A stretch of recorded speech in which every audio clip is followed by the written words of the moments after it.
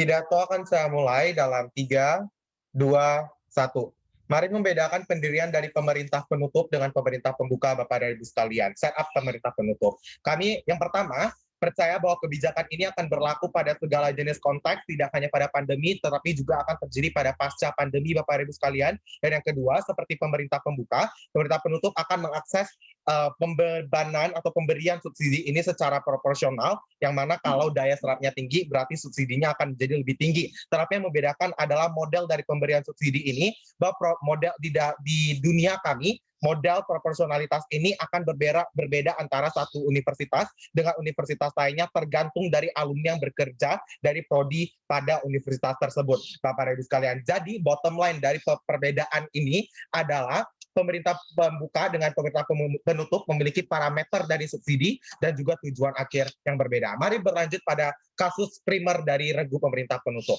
Pertanyaan paling besar dari debat ini bukanlah hanya mengenai subsidi bagaimana yang harus dilakukan oleh pemerintah seperti di debat pembuka, Bapak dan Ibu sekalian, tetapi juga harus menjawab bagaimana subsidi ini dapat dialokasikan pada persiapan individu di prodi tersebut sebagai angkatan kerja di kemudian hari. Mari kita bermain dengan kasus oposisi pembuka, bukan? Pertama, mereka mengatakan bahwa subsidi pada esensinya dilakukan bagi jurusan yang kurang populer atau yang memiliki peminat yang dikit, Bapak Ibu sekalian. Contoh yang mereka berikan adalah subsidi premium. Kami percaya alasan subsidi pada bensin premium bukanlah karena itu lebih murah daripada Pertalite, tapi karena itu lebih banyak digunakan oleh kalangan umum, dan kalangan umum di Indonesia berada pada tangga ekonomi menengah dan juga menengah ke bawah. Hal ini menjadi bumerang bagi seluruh kasus oposisi pembuka karena dua hal. Yang pertama, jika Anda menggunakan logika yang sama, maka logika tersebut menghancurkan seluruh prinsipalitas dari regu oposisi pembuka yang telah dibawa oleh mereka. Semakin nyata pada prinsipnya harus dilakukan subsidi sesuai dengan proposal di dunia pemerintah penutup, karena jumlah peminat dalam satu prodi adalah paralel dengan daya serap di perguruan tinggi tersebut. Karena kalkulus mereka adalah kalau misalnya bisa kuliah di jurusan yang mudah untuk mencari kerja di kemudian hari, ngapain cari yang susah? Bottom line-nya adalah logika dari oposisi pembuka mendukung pendirian dari pemerintah penutup. Tetapi alasan yang kedua mengapa ini bumerang bagi kasus mereka. Karena jika Anda terbuai dengan manfaat yang mereka katakan mengenai akan meningkatkan popularitas jurusan yang dikit peminat, maka logika tersebut tidaklah benar karena dua alasan. Yang pertama, kalau memang popularitas jurusan dunia kerja adalah faktor penentu penerimaan kerja, mereka harus membuktikan mengapa subsidi di dunia mereka dapat mengatasi permasalahan minimnya daya serapan kerja bagi jurusan tertentu. Karena jika demikian, itu adalah solusi yang salah, Bapak dan Ibu sekalian. Seharusnya yang mereka lakukan adalah mengedukasi para peminat jurusan di suatu negara mengenai ada loh jurusan lain yang juga sama pentingnya, bukan melalui subsidi yang mereka agung-agungkan.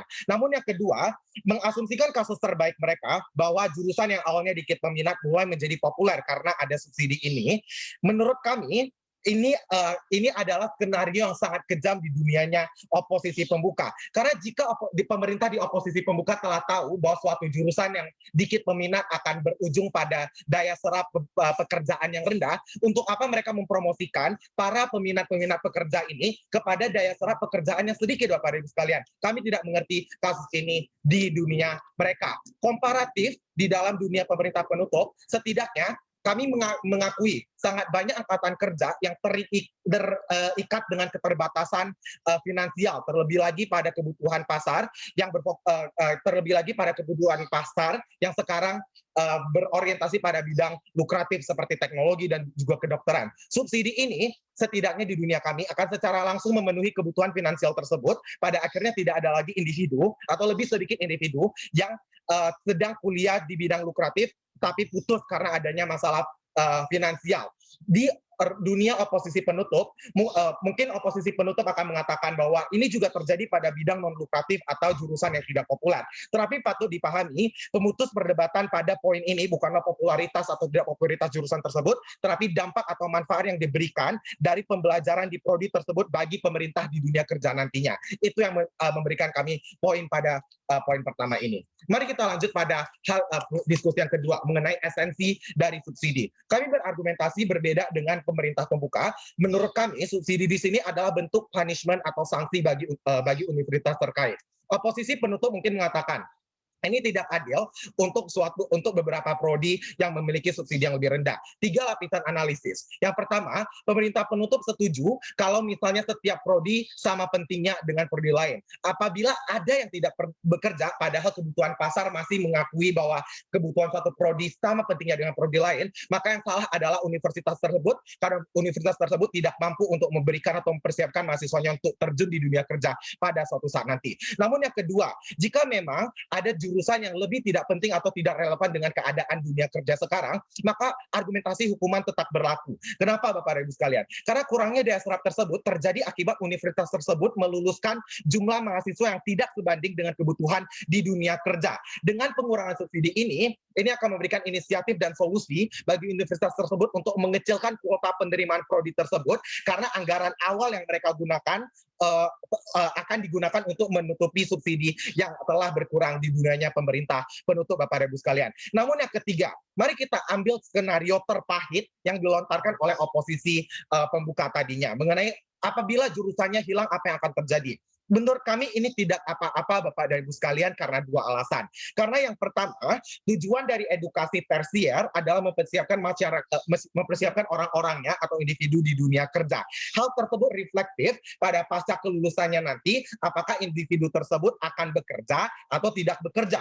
Jika alasan individu tersebut tidak bekerja adalah karena sudah tidak dibutuhkan di dunia kerja, maka tujuan universitas tersebut untuk memanifestasikan hasil pembelajarannya di individu prodi tersebut sudah dapat dinyatakan purna tugas Bapak Ibu sekalian. Maka pada saat itulah kita dapat mengetahui bahwa jurusan tersebut tidak apa-apa jika hilang karena sudah tidak dibutuhkan di dunia kerja lagi. Namun yang kedua, kami berargumentasi bahwa pergantian kebutuhan jenis tenaga kerja itu sangatlah natural. Jika dulu mengambil contoh di Indonesia sangat dibutuhkan angkatan kerja yang ahli dalam bidang agraris, tapi saat ini dibutuhkan angkatan kerja yang ahli di bidang industri karena adanya terjadi perubahan kebutuhan perusahaan yang berdasarkan perkembangan ekonomi negara, Bapak dan Ibu sekalian. Jadi kesimpulannya adalah tim yang hanya boleh memenangkan debat ini adalah tim yang telah menjelaskan segala macam skenario, dan itu adalah yang dilakukan oleh pemerintah penutup. Terima kasih.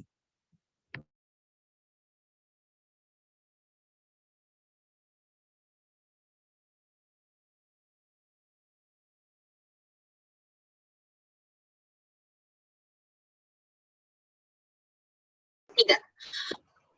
Prinsip subsidi pendidikan, terutama yang diberikan pemerintah, adalah untuk membantu mereka yang tidak mampu. Tapi dengan satu syarat dan konsiderasi yang kedua tim pembuka gagal untuk melakukan, bahwa harus ada kontribusi kembali yang diberikan oleh mahasiswa atau program studi tersebut kepada Indonesia, yaitu produktivitas mereka di perekonomian Indonesia sebagai tenaga kerja atau pembuat kerja. Sebagai contoh misalnya APDP atau bidik misi yang bertujuan untuk menghasilkan tenaga kerja yang kompetitif yang dimiliki oleh Indonesia. Program studi yang sama sekali tidak lagi relevan dan tidak menghasilkan tenaga kerja kompetitif di pasar ketenaga kerjaan di era saat ini digitalisasi telah gagal dijustifikasi oleh tim-tim pembuka di awal debat ini, mengapa eksistensinya harus diberikan subsidi ketika tidak ada kontribusi kembali yang diberikan oleh mereka kepada Indonesia.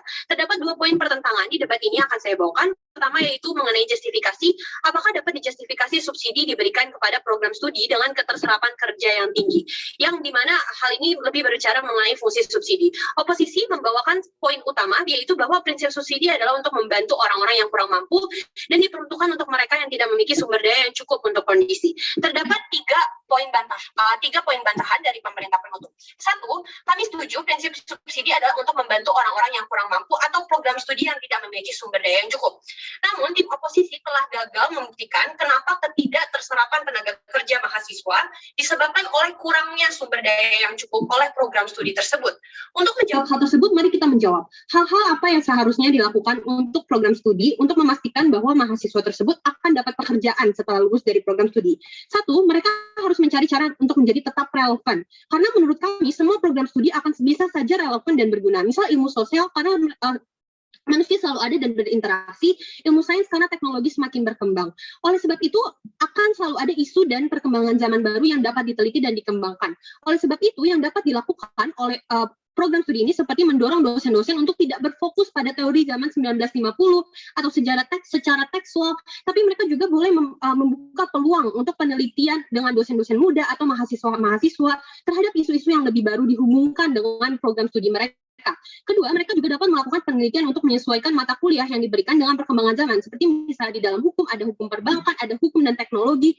Hal-hal seperti itu adalah mata kuliah yang sebenarnya bisa menyiapkan mereka untuk menjadi atraktif di dalam pasar ketenaga kerjaan. Hal-hal tersebut, Dewan Juri yang terhormat, tidaklah mahal karena tidak memerlukan peralatan atau fasilitas yang mewah misalnya untuk menjadi tetap relevan. Buktinya, program studi yang memiliki keterserapan tinggi berhasil untuk menemukan relevansi tersebut dengan jumlah subsidi yang ada di status quo, yaitu subsidi yang sama rata diberikan oleh semua program studi. Misalnya program ekonomi yang hanya dari awal membahas free market, saat ini mereka mengakomodasi terhadap isu-isu sebagai cryptocurrency. Padahal dari zaman dulu tidak ada apa yang itu disebut cryptocurrency. Oleh sebab itu, terdapat dua konklusi strategis dari bantahan ini. Pertama, bahwa subsidi tidak diperlukan untuk mendorong program studi dengan tingkat serap rendah untuk menyiapkan mahasiswa mereka untuk diserap oleh dunia tenaga kerjaan. Kedua, keuntungan yang diklaim oleh oposisi pembuka yaitu mempersiapkan tenaga kerja di masa depan untuk peristiwa-peristiwa yang tidak dapat diprediksi hanya dapat diperoleh di tim pemerintah penutup, karena kami satu-satunya tim yang menjelaskan insentif struktural dari pemimpin program studi bersama dosen-dosen untuk akhirnya bisa bergerak dan benar-benar mempersiapkan, menyesuaikan mata kuliah mereka dengan perkembangan zaman. Bantahan kedua, pemberian subsidi akhirnya di tim oposisi akan disia-siakan oleh program studi tersebut. Karena di dunia mereka, subsidi tersebut akhirnya dialokasikan kepada renovasi gedung atau menarik lebih banyak mahasiswa. Konsekuensinya, semakin banyak mahasiswa yang masuk ke dalam program tersebut dan akhirnya akan menjadi pengangguran karena ilmu mereka akan stagnan saja, terjebak di tahun 1950 dan tidak diupdate dengan isu terbaru di dunia industri. Komparasinya adalah pengurangan subsidi di tim pemerintah penutup adalah sebagai bentuk hukuman terhadap program studi tersebut karena pemimpin tersebut telah gagal secara prinsip untuk mempersiapkan mahasiswa untuk produktif setelah lulus kuliah, mengakibatkan pengangguran dan menjadi beban untuk negara. Ketika mereka mendapat dampak secara langsung mengevaluasi kenapa subsidi berkurang secara drastis, gaji dan minat mahasiswa berkurang, mereka akhirnya akan mencari cara agar mata kuliahnya tetap relevan di job market.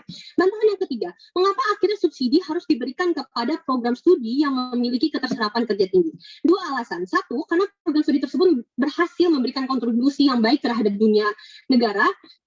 Dan yang kedua adalah karena program studi keterserapan kerja tinggi memiliki pasar ketenaga kerjaan yang memiliki persentase penerimaan yang sangat tinggi, misalnya dari Fakultas Ilmu Komputer atau untuk ekonomi, untuk industri digital saat ini. Hal ini sesuai dengan kepentingan pemerintah, karena satu, hal ini mempermudah kelulusan mahasiswa agar cepat-cepat tanpa mereka harus memikirkan mencari pekerjaan part-time untuk membayar UKT, dan kedua, sehingga lebih banyak mahasiswa sebagai tenaga kerja dari Indonesia, sehingga kita tidak perlu khawatir lagi bahwa industri digital di Indonesia didominasi oleh mahasiswa-mahasiswa luar negeri, karena kurikulum misalnya di luar negeri lebih advance dan mungkin mereka lebih cepat lulus kuliah karena misalnya tidak perlu memikirkan tentang finansial dan lain-lain. Oleh sebab itu kita sebagai pemerintah Indonesia memiliki kepentingan seperti ini. Oleh sebab itu untuk poin pertentangan satu kami menang.